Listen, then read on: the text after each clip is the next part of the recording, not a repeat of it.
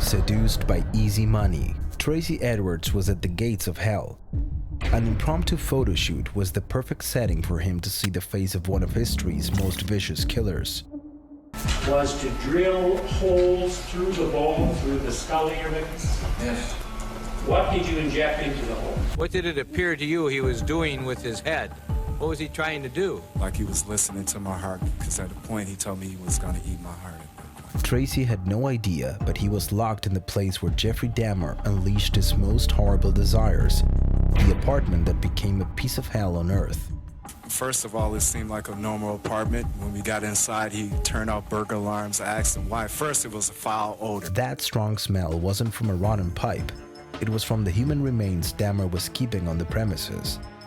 And of course, his motivation for murder had nothing to do with hatred, but rather with a sense of belonging and control.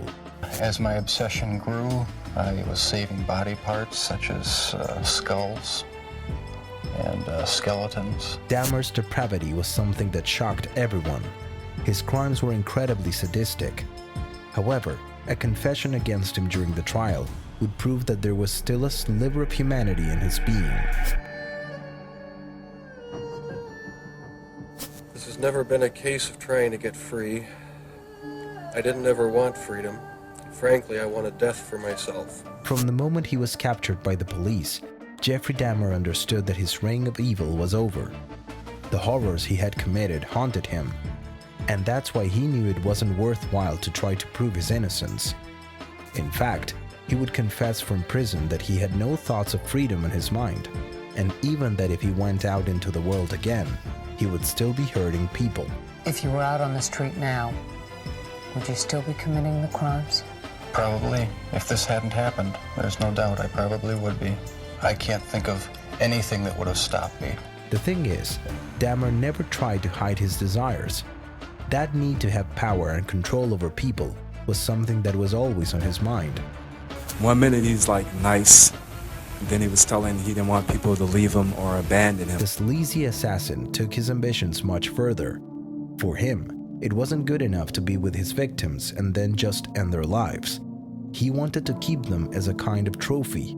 Somehow, that was what satiated his horrible desires. I also wanted to keep something. If I couldn't keep them there with me whole, at least I felt that I could keep their skeletons.